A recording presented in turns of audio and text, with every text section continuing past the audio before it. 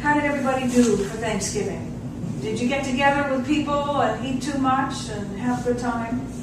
Okay, me too. Did everything go as you thought it would? Were there any surprises? Can you tell me how you would tell the story of that Thanksgiving holiday? Would it be, I see a lot of smiles, so I'm guessing the stories would be good. And even if there's something about that day that didn't go the way you hoped it would, the way you thought it would, can you see that it's still a good story? The interesting thing about regular gatherings like this, the ones that we have traditionally every year, and they include holidays, they include birthdays, is that we may have a level of anticipation about them or even expectation. We have some ideas about how we think they're going to go.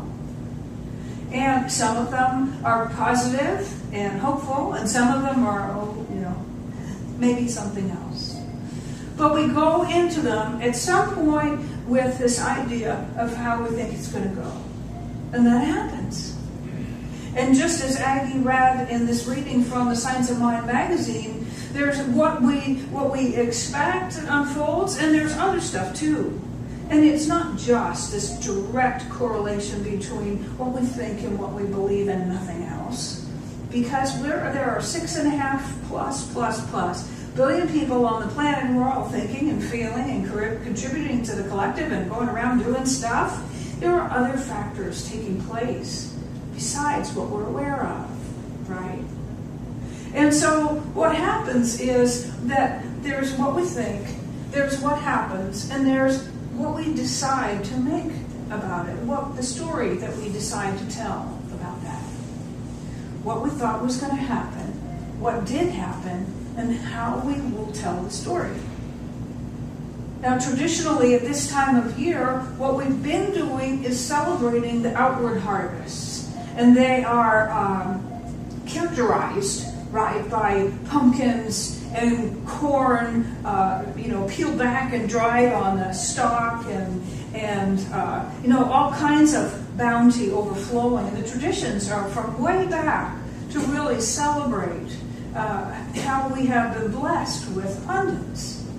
And that's wonderful. And even the farmers who celebrate their harvest from the fields and tally up how they did this year. My brother is a farmer in upstate New York. He does that every year.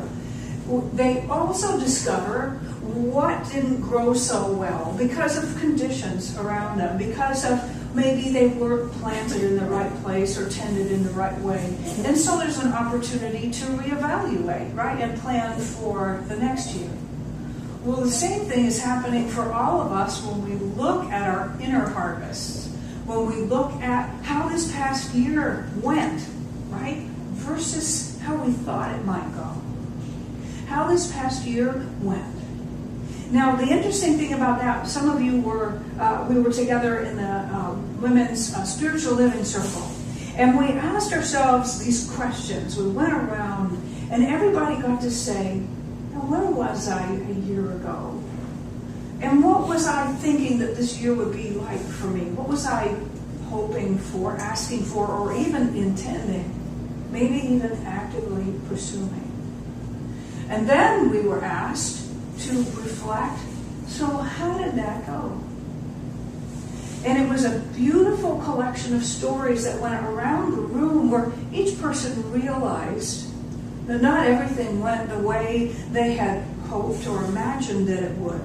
But each of them received a harvest, or received gifts, both expected and unexpected. There are people in this circle who came in because they were friends of friends of friends who got a subscription to the Science of Mind magazine and therefore were sent an invitation to begin this group. And they knew nothing about what we teach, but they kept coming and they kept spending time in this circle of women. And the funniest thing was that the people who came in who didn't know what we're about emerged after a year of just meeting once a month and being part of this circle and said, a year ago, I realized I needed to get more positive friends. and they're surrounded by them. And another one said, she wasn't there, but she has, attested to this in an earlier circle. Right before we started, she said, I need to get more women around me who love what I love, who believe what I believe, like-minded women to be friends with. And now she has so many she can hardly keep track. So we went around our circle and did this review that I'm suggesting that we all consider. And many of us already do have a practice of taking some time between now and the end of the year to reflect, right? Don't we? That's what I love most about this, is the opportunity to reflect and to look back and to take stock and then to step into the new year with a full awareness of how I am blessed, with a full awareness even of what I'm ready to have be a little different for me. So the same thing that applies to our little conversation about how Thanksgiving went also applies to how this past year went. What were you thinking it would be? How did it turn out? And what is the story that you are preparing to tell about it? Now, the truth is that this same method can be applied to any day or any period in your life or any circumstance within the day. Perhaps it was a job interview or a difficult conversation with a friend or a family member, something that you needed to address that you weren't sure you had the capacity to move through in a powerful and authentic way. You planned. You did the best you could, right? And at some point, you have to go ahead and have the experience. I know many of us planned gatherings and meals, and then came the moment where the guests are arriving, where the turkey's ready, where the thing is done. Now, whether everybody's where they're supposed to be or not, it's time to begin. There's a point where planning must give way to experience, right? And so, even when we look at a scenario that happened on a given day, we have an opportunity to look back and do this evaluation and to find out what the true harvest is. We can do that by reflecting on what we started with, which was an intention, which was a thought. Now, it might have been a concern. It might have been a worry. And then we can chuckle and say, well, I guess that came true. But that's not all. The beauty of looking back with the intention to find out what was good is that we pile all that good up together in the focus of our attention all at once and realize there's more of it than we may have recognized, day by day. We also get to recognize that there's continuity in our experience, that there is purpose that we might not have seen when we were going through it, that there is a presence with us throughout all of it, that there is a power in it. You know how we look back and we think, well, this past year what I thought I was going to do was this, and then this is what happened. And we have this opportunity to say, we can either say, well, that didn't go right, or we can say something else. Now, I know many of us are entrepreneurs. Many of us are retired or semi-retired. Many of us we work for ourselves. And we have the opportunity to recognize that what we're doing year after year, and even day after day, week after week, month after month, right, moment after moment, is either leading to something. It is either an evolution, it is a becoming, or we might call it something else. And I don't know about you, but I'm very interested in being sure that my focus is on the good. And because what I want to do is I want to get the gift. I want to see my full harvest. I want to remember as I get ready to refine and step into a new year, I want to remember that all along there was continuity, all along there was purpose, all along there was a presence, all along there was a power. The point of power for me and you right now is that we haven't written that story yet. We have not written that story yet about how 2015 went. We're getting close. We might be doing our final draft, right? We might be getting very close to thinking that we know how this past year went. And what if we willingly take some time apart to be more deliberate about writing that story? Because the point of power is in the meaning that we assign to it. When we say that each thing was good or bad, when we say that each person involved was either with us or against us, do you know that we can say even that differently? We can say that someone blessed us by being honest with us. That someone freed us up from something that we really weren't enjoying by telling us that they were complete with that experience. Have you ever been broken up with by somebody who you were in a relationship with and you weren't really happy either, but they beat you to it? Or a job. You're in a job that you're like, oh, I don't know, I need to do something different, but what is it? And you get the yellow slip, the pink slip, or whatever, your walking papers. And you're like, why'd they do that? There's something bigger going on. Of course, some of the classic lines are 20/20, hindsight is 20/20 vision, right? And another one is that one door closes, another opens. The only way to get this objectivity and to really reap the harvest, to really find all of the good that's been happening all along, is to willingly look for it. Is to willingly look for it. Now there's another application which I love, and that has to do with when you're in the middle of something. Because when we're in the middle of something, I know I've got a little something that I'm in the middle of right now. I can't tell the story yet because it's not over. But what I can do is that at each moment while I'm moving through this thing that feels like a shift, during each moment, I can still look back over this moment and that moment, this day, hour, this day, this week, this month, this year. I can look back and I can look for that continuity. I can look for that purpose. I'll find it. I can look for that presence with a capital P and that power, and I'll find it.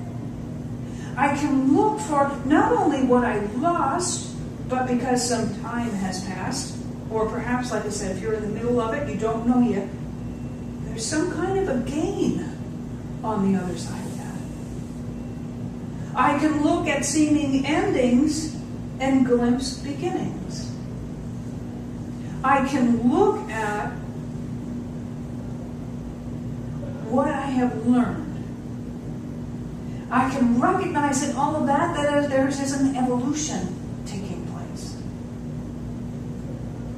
That's why, as we come into this last month of the year, it's one of my absolute favorite times.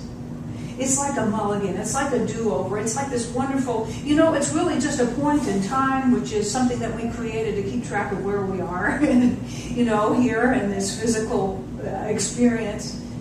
And yet, it's one that we all believe in so much, You just tear off the page of that calendar and you start fresh. So, here's the final thing that I wanted to share with you. Is, some of you have heard me say this before. There's this beautiful opening in, of all things, Pee Wee Herman's Big Adventure. And Pee Wee Herman's Big Adventure, this is the beginning of his story, which is very important. He's got a wonderful three-piece suit on. He is just sharp as can be. And this beautiful new bicycle with tassels and horns and chrome and sparkles and a basket, and it's just tricked out, totally tricked out bicycle. right? And he gets on his bike, and he's very proud, and he starts pedaling, and he hits a rock or a rock wall or something, like a stone wall or something, and flies over the handlebars. And he gets up, and he dusts himself off, still smiling, picks up his bike, and he says, I meant to do that. I love that philosophy. If I could share nothing else with anybody I know, it would be that. I meant to do that. Can you imagine? This is very similar to being a spin doctor in the world of politics and marketing. But can you imagine that when you take this time to look over how 2015 has been for you, and maybe some particular part of it that's a little more difficult to reconcile, imagine that there is so much continuity and purpose, so much presence and power, so much not just lost but gained, so much evolution, that there is a beautiful harvest there. And that the purpose on a soul level might be that you meant to do that. How many of us have been invited by facilitators to write our spiritual autobiography and to take the story of our lives that may have held us down and back and rewrite it? Rewrite it. That is the point of power right now. The point of power is that how we write the story makes all the difference. So I want to just invite you, if you don't already have this plan, to make it for yourself. And whether it involves a pad of paper and a pen or a pencil, your laptop or tablet, or maybe it's just a meditative process that you do, walking, I don't know. But make sure to take some time to look at the harvest of your inner life, to look back on every single thing that happened this year and love yourself up for how it scared you, for how it hurt, for how it shocked you and stretched and grew you. Look at every closed door and every departure and every seeming ending, and see if you can find the arrival, the beginning, the new thing, the gift, the gain. Because it's all there. And ultimately, how you write the story is how the next one begins.